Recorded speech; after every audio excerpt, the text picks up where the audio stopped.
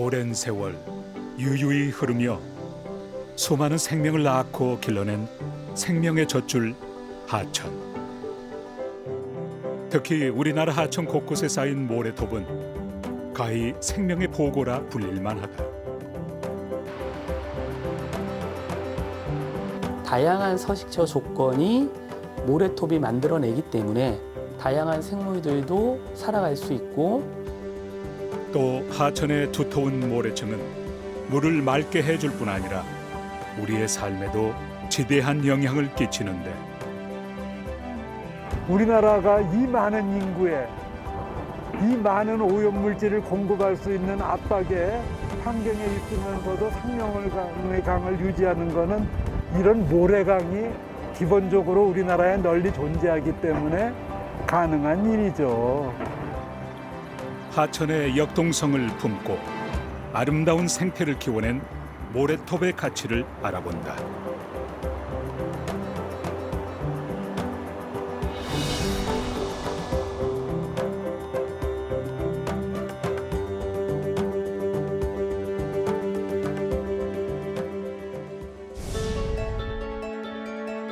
한강의 지류 중 하나로 서울 북동부 도심을 흐르는 중랑천.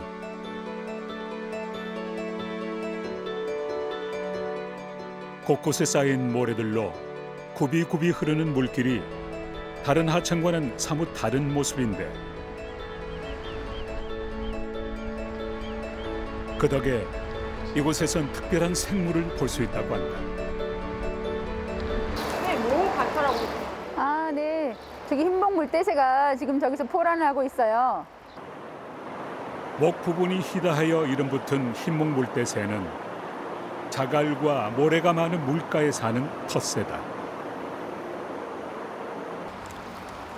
시민 활동가 이정숙 씨는 3년 전 이곳 중랑천에서 번식하는 흰목 물대새를 처음 발견한 이후 이들을 꾸준히 지켜봐 왔다. 이게 흰목 물대새거든요. 멸종위기종 2급이에요. 그래서 흰목 물대새가 올해 포란을 했고 지금 포란한 지 열흘 넘은 것 같아요, 보니까. 전 세계 개체수 약 1만 마리 남짓의 멸종위기종 흰목 물대새. 이 희귀한 새는 어떻게 도심 한복판의 중랑천에 자리를 잡게 됐을까? 여기는 중랑천하고 도봉천하고 합수 지점이거든요. 지천인 도봉천의 물길이 중랑천과 만나는 지역이에요. 그래서 여기에 만나는 지역에는요, 모래톱도 많이 쌓이고요. 여러 가지 생물도 있기 때문에 수소곤충도 더 다양해요. 그리고 물고기도 더 다양하고요. 그래서 지천에 있는 먹이와 본류 중랑천에 있는 먹이 두 가지 다 특징이 있거든요. 그래서 그것들을 먹으러 많은 새들이 오는 곳이 이곳이에요. 외가리하고 백로들도 많이 와 있고, 해오라기, 그리고 원앙도 볼 수 있고요. 여기에 여름철 새인 노랑 할미새 한 쌍과 검은등 할미새도 있어요. 이게 또 흰목 물대새와 또 꼬마 물대새도 있고요. 여기 이 장소에는 보면은 똑같이 여러 가지 새들이 많이 사는 곳이 이 장소예요. 중랑천의 상류 10km 정도 구간에 자리한 이 모래톱이 멸종위기종을 포함한 다양한 생물의 터전이 되고 있는 것이다.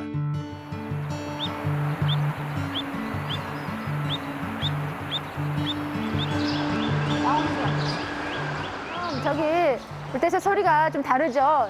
꼬마 물대새 한 쌍하고 흰목 물대새 한 쌍이에요. 지금 서로 모래톱 갖고 지금 싸움을 하고 있거든요.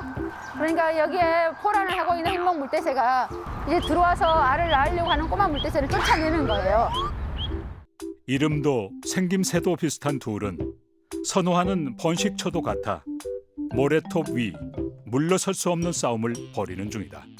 얘들한테는 이 먹이터거든요. 새끼들이 태어나면 먹이 활동을 해야 되는 중요한 서식지고 먹이터거든요. 그래서 아침 저녁으로 애들의 싸우는 소리가 주변에 들려요. 애들도 이렇게 살아가기가 되게 어렵답니다. 이래서. 보통 새들과 달리 이 물대 새들이 높은 나무가 아닌 하천의 모래톱을 찾는 데는 그만한 이유가 있다. 물대새들은 보통 숲새처럼 둥지를 만들어서 알을 낳지 않아요. 물대새들은 특이하게 하천에 있는 돌을 이용해서 바닥에다 알을 낳거든요. 어떻게 그럴 수 있지? 그러지만 그게 전략일 수 있어요. 왜냐면은요, 알을 낳기 전에 이 주변 지형을 잘 관찰을 해요. 그래서 자기 몸을 숨길 수 있는 돌을 찾아요. 알 크기와 비슷한 돌을 가져다 물어다가 또 주변을 또 가져다 놔요. 또 애들이 색이 자갈하고 비슷해요. 또 알이 메추리알 아시잖아요. 메추리알하고 크기와 모양이 비슷해요. 색도 비슷하고요.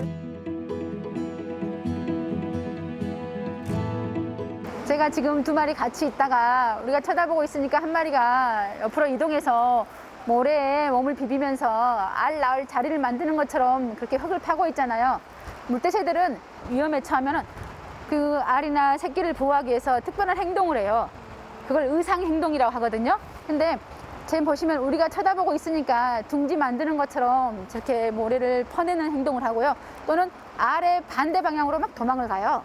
알이 노출되지 않게 반대 방향으로 도망을 가고 또는 갑자기 날개를 쫙 펼쳐요. 시선을 포란하는 암컷의 시선을 집중시키지 않고 그 자신한테 집중시키게 하려고 하는 거예요. 그런데 이렇게 다니면서 소리를 내면서 싸우고 다 움직이면요 맹금류한테 노출돼요. 그럼 잡아먹힐 확률도 있거든요. 근데 그만큼 얘들은 쫓아내야 되니까. 평화로운 도심 한복판에서 맹금류라니. 실제로 한 달 전 이곳에선 참매의 비둘기 사냥이 포착되기도 했는데 중랑천을 모니터링하면은 의외로 발견하게 되는 게 있어요. 정말 참매 같은 경우에는 아주 멸종 위기종이기도 하고 천연 기념물이기도 하잖아요. 아, 이런 애들이 여기서도 살 수 있구나. 정말 반갑다는 느낌을 받는데요. 보통 서식도 사냥도 산림지대에 사는 참매가 도심 속 하천에서 이리도 여유롭게 식사를 하다니 어떻게 가능했을까? 참매나 새매 종류들은 빠른 속도로 이 중랑천을 이렇게 날아가요. 공중에서 또는 하천가 수변부에서 잡았다고 생각해 보세요. 근데 걔들이 털을 뽑고 먹어야 되잖아요. 어디서 먹을 수 있겠어요? 운동기구도 많고 산책하는 사람 많고 자전거 많이 다니고 공사가 많은 곳에서 애들이 앉아서 편히 먹을 장소가 없는 거예요. 애들 생각에서는 사람과 거리가 떨어진 가운데 모래톱에서 먹어요. 하중도 가운데는 사람들이 물을 건너서 오기 힘들다는 것은 걔네들이 알아요. 그래서 모래톱의 역할이 되게 중요하고 반드시 하천에선 모래톱이 필요한 것이죠. 다양한 생명의 쉼터이자 집이 되어주는 모래톱. 모래톱은 강가나 바닷가에 쌓인 넓고 큰 모래 벌판으로 물의 흐름에 따라 모래나 자갈이 모여 길게 자라나는 하천 지형을 말한다. 전문 용어로는 사조라고 불리며 강 한가운데 있는 모래톱은 따로 하중도라고 부르기도 한다. 그렇다면 이 모래톱은 어떤 조건에서 만들어지는 것일까? 금빛 모래톱이 잘 발달한 금강의 지류 미호천에서 그 원리를 알아보았다. 네, 저 앞에 보이는 공사한다고 불행스럽게도 절개해놓은 자리네요. 이 미호천에 어떤 모래들이 많이 공급되고 있는가를 보여주고 있는 단면이기도 하네요. 네, 저곳은 화강암이 깊이 풍화된 곳에는 고도가 높낮이가 크지 않은 구릉들이 펼쳐져 있는데 그런 구릉들 기저에는 화강암이 깊이 풍화된 마사토층이라고 흔히 부르는 그런 사질층들이 로 구성되어 있습니다. 그러니까 저건 약한 유수에도 쉽게 씻겨서 미호천으로 모래를 공급할 수 있는 바로 그 조건을 얘기해 주기도 하죠. 한반도에는 중생대 긴 시간에 걸쳐 다량의 화강암질 마그마가 관입했다. 마그마가 오랜 기간 땅속에서 암석화된 것이 화강암이다. 일교차와 영교차가 큰 우리나라 기후에 따라 얼었다 녹기를 반복하며 뒤틀리게 됐고 바위 틈 사이로 스며든 물이 다시 얼고 녹기를 반복하면서 바위를 깨뜨려 결국 크고 작은 알갱이의 모래층을 형성하게 된 것이다. 이 모래들이 다시 하천에 쌓여 형성된 모래톱은 곧 우리나라 하천의 특징이라고도 한다. 예를 들어서 모래를 많이 공급할 수 있는 화강암의 분포도 좀 제한돼 있고 화강암이 있는 곳이라 그래도 우리나라 같이 이렇게 깊이 풍화가 안 돼. 유럽의 기후 보면은 기온의 교차가 적잖아요. 그러니까 암석에 외부 환경이 충격 주는 것이 우리나라보다 약하다고 봐야죠. 어떻게 보면은 인간이 살기 좋은 환경이라고 하지만은 모래 공급에 있어서만큼은 좋은 조건이 아니죠. 우리나라가 그러니까 사계절이 뚜렷하고 한 계절 속에서도 겨울 같은 경우는 3, 4일 따뜻하고 4, 5일은 또 춥고 막 그런 그 기간이 막 교차하잖아요. 그게 엄청나게 그 땅속 깊이까지 암석을 풍화시키는 그런 요인으로 작용했죠. 그러니까 그것이 역설적으로 많은 모래를 하천에 공급할 수 있는 풍화 환경을 이루고 있었죠. 그러니까 그 모래톱을 빼놓고 우리나라를 생각한다는 게 참 어떻게 보면은 우습죠. 그러네요. 모래톱은 그냥 우리나라네요, 우리가. 네, 그래요. 외국에서 보기 힘든 우리나라예요. 위대한 자연의 산물인 이 모래톱은 우리의 삶과도 밀접하게 연관돼 있다.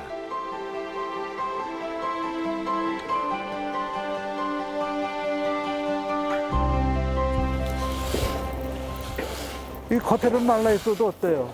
저기 하천 수면하고 같은 깊이로 가면은 푹 젖어 있는 모습이잖아요.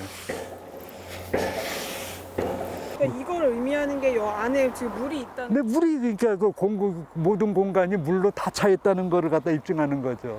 이 모래톱은 보통 한 7m에서 10m 두께의 그 모래층으로 이루어져 있거든요.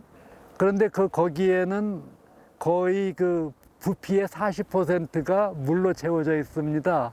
그러니까 엄청나게 넓은 물 저장 공간이기도 하죠. 바로 거기에 저장된 물은 가뭄에도 쉽게 고갈되지 않고 이 주변 생태계에도 어때요? 심한 가뭄에도 큰 피해를 입히지 않을 정도로 생태계가 유지되고 또 여기에다가 생활용수나 농업용수도 바로 이 모래톱에 저장된 물이 있기 때문에 쉽게 조달될 수 있는 그런 장점을 지니고 있죠. 그러니까 그 오늘날 같이 대댐을 만들기 이전에도 바로 이 삼터 속에서 그런 생활 공간이 형성돼 왔죠. 또 모래톱은 탁월한 수질 정화 능력도 보이는데 크고 작은 모래 알갱이들이 필터 역할을 통해 커다란 오염 물질을 걸러주는가 하면 모래 아래 붙어있는 다량의 미생물과 부착 조류들은 각종 금속 물질이나 탄소 화합물과 같은 미세 오염 물질을 흡착 분해하여 천연 정수기 역할을 하고 있는 것이다. 그리고 모래의 이 기능은 의외의 현상을 가능하게 했다. 근데 우리나라는 얼마나 오염물질 많이 공급합니까? 한강의 경우 상류 쪽에는 고냉지 농업에서 엄청난 비료를 뿌려대죠. 이 모래톱에서의 물 정화 능력이 받쳐주니까 여주에서부터 팔당호까지의 그 여강길에 그 모래톱을 갖다가 통과해서 팔당호에 유입한 물이 우리나라 수도권 인구가 마실 수 있는 수돗물로 쓸 수 있고 생활용수로 쓸 수 있고 그러잖아요. 수도권 과밀이 가능한 거네요. 네, 그렇죠. 우리나라 하천이 모래하천이 아니라 그러면은 수도권에 저 인구가 모여가지고 왕가뭄에도 단수 현상이 없는 정도로 용수를 공급받으면서 활동 못합니다. 우리 인간 외에도 모래 하천에 기대어 사는 생물은 아주 많다. 그 중에서도 꼭 모래톱이 있어야만 살 수 있는 생물도 있는데 한국 고유종이자 멸종위기 야생생물 1급 어류 흰 수마자다. 기다란 흰 수염을 가지고 있으면서 모래와 비슷한 색의 몸을 한 이 물고기는 모래톱이 만든 서식처인 여울에서 살아간다. 다음은 표범 무늬를 가진 표범 장지뱀, 멸종위기 야생생물 2급이다. 주로 모래톱에 숨어서 지내거나 모래 위 일광욕을 즐기다가 주변의 곤충을 잡아먹고 산다.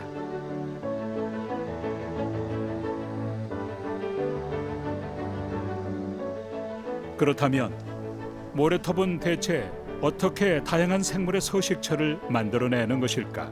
하천 지형학적으로 하천에 모래톱이 만들어지면 모래톱의 상류 부분에서는 물살이 빠르고 그리고 수심이 얕은 여울이 형성되고 그리고 모래톱을 따라서 점점 수심이 깊어지면서 소라는 정수성 서식처가 만들어집니다. 그리고 하중도라는 게 만들어지면 이게 이제 섬의 형태를 띠기 때문에 흐름이 분산이 되게 됩니다. 그래서 본류하고 부수로가 만들어지는데요. 본류로 흐르는 좀 다량의 물이 있고 그리고 부수로로 흐르는 좀 얕은 물을 또 가지고 있어서 그러한 고유한 서식 환경에 맞는 다양한 생물들이 살아가고 있습니다. 모래톱이 만들어낸 서식처에선 생애 주기에 따라 생물들이 이동하며 살기도 하는데 생물 사회에서도 다양한 서식처를 필요로 합니다. 어류 같은 경우는 산란을 하게 되면 보통 용존 산소가 높은 그리고 또 유속이 빠른 여울에서 산란을 합니다.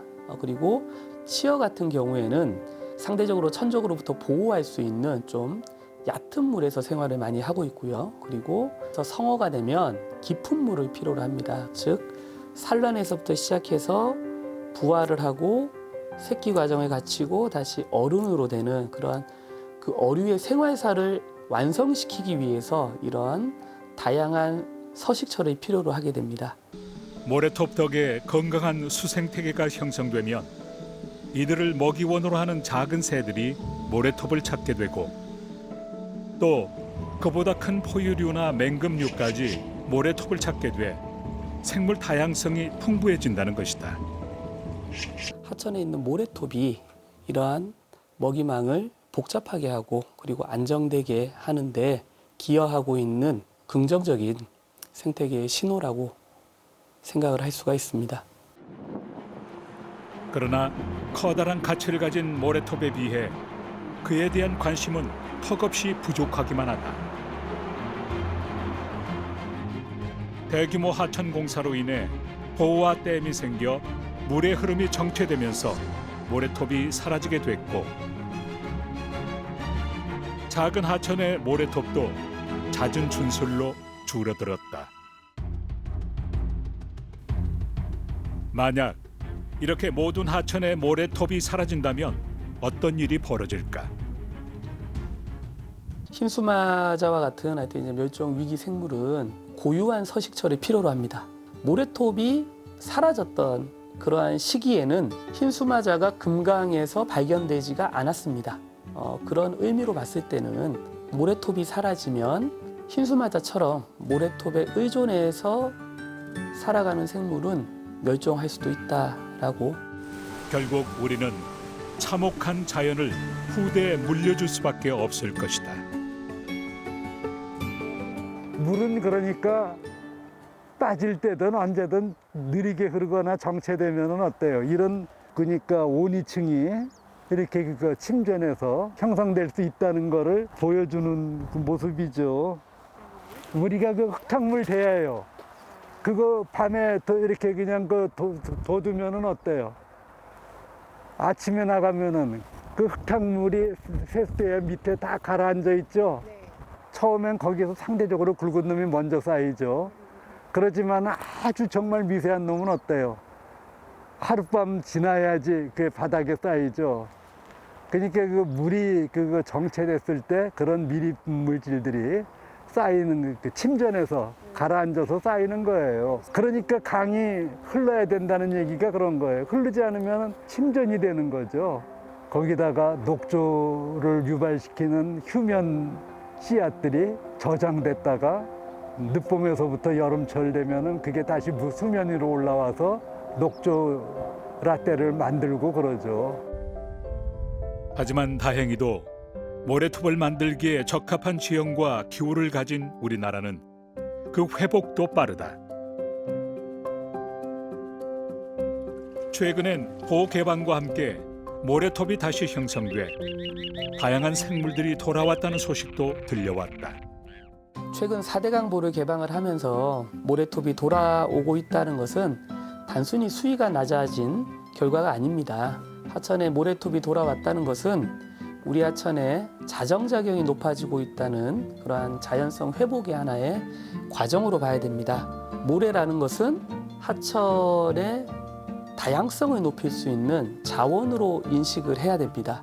해서 앞으로 모래톱의 생태계 가치를 높이고 하천 관리와 복원을 적용할 수 있는 연구와 기술 개발이 더욱더 필요하다라고 생각을 합니다. 그렇다면 도심 속 중랑천의 모래톱은 어떤 운명을 맞이하게 될까?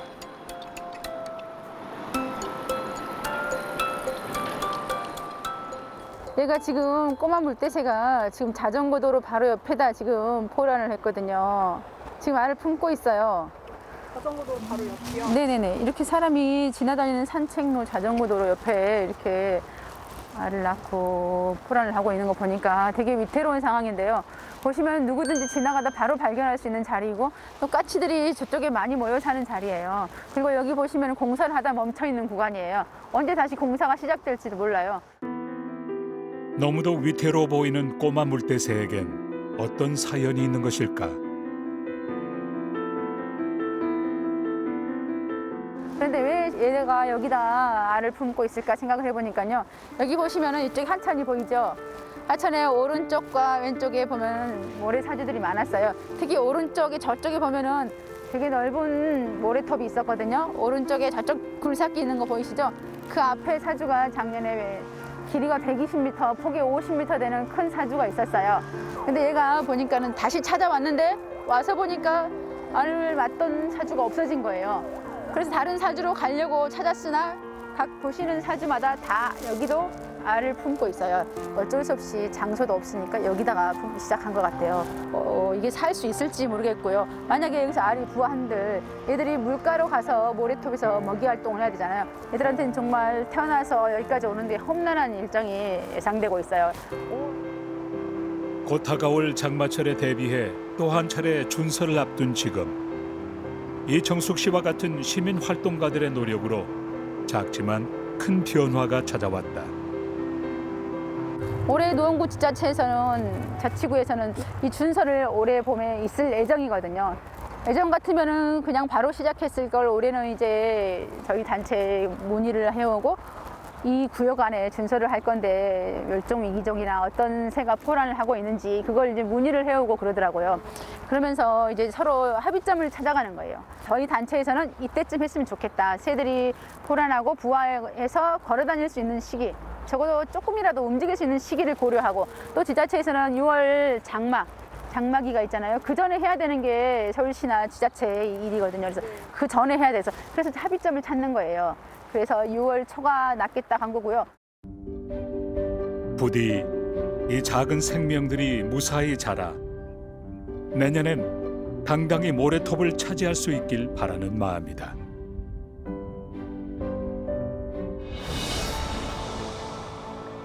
다양한 생명을 품은 위대한 자연의 선물 모래톱. 이제는 모래톱이 가진 그 고마운 가치에 주의를 기울여야 할 때다. 모래톱에는요, 사람들의 관심과 무관심이 동시에 필요한 곳이에요. 무관심은 왜 필요하냐면요, 알을 품고 있거나 새들이 먹이 활동하거나 그런데 가까이 가서 쳐다보면 새들이 어떨까요? 새들은 사람이 천적이에요. 대단히 무서운 천적이죠. 그러니까 포란을 할 경우에 발견해서도 무관심하기.